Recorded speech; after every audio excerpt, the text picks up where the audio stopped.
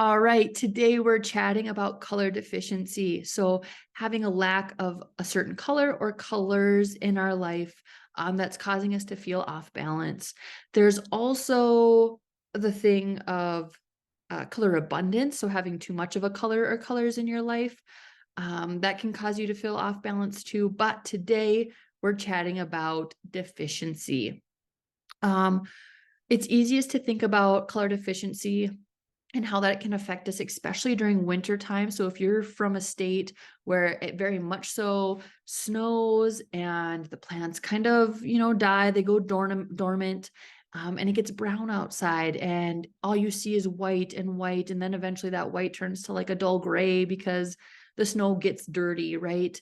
Right away, it's magical because it's glistening and it's new and it's sparkly and things are changing and it's almost holiday time, right? And so there's a magic to it.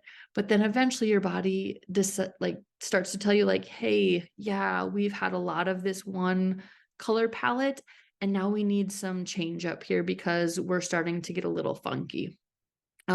Which can also start leading to, seasonal depression and having those kinds of issues, which is very uncomfortable. So ways that we can work through that is one, by eating your color. So maybe it's the fruits that you decide to eat. So maybe you've got oranges to bring in the color orange, right? Even smelling an orange because your body associates that color and that smell. So smelling colors can be very helpful, which sounds kind of weird that you're smelling colors, but it works. Okay, that's a one way to bring it in.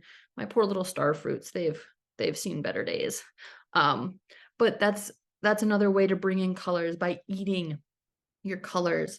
If there's a color that you don't necessarily enjoy wearing, or you're like, I'm not just gonna go buy a whole brand new wardrobe because of this, Mandy, and that's the only way I can figure out to get this certain color in my life. You can always drink it, right? So like if you do not feel comfortable wearing a certain color, you don't really know how to incorporate it. There's different drinks and healthy drinks. I'm not a nutritionalist, so I'm not going to tell you exactly what the most healthy thing to drink is. But that is one of my favorite ways to get certain colors in that I'm just not sure how to put it into my wardrobe necessarily. Or if you have children, right? They have really fun, colorful things, and that can be around the house to look at. But that can be tricky too, because then mess happens and that causes us other imbalances and emotions too. Um, but the way you decorate the house, there's also a term going on or now called millennial gray. So millennials are looking around their homes and they're noticing that almost everything in their home is grayscale. Their floors, their cabinetry, their paintings, their animals, right? Their wardrobe is gray. And I'm going to say that I am guilty of this.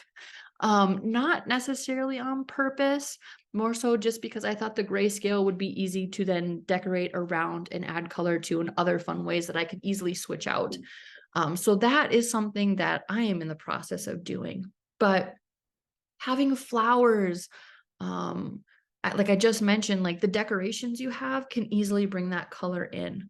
So if you're feeling a little funky and you don't really know what's going on, it might just be a color deficiency. So if you have any questions about that, let's get to talking and we will figure out what's going on and how you can better serve your body, your mental health, your spirit, all that jazz, by incorporating some color.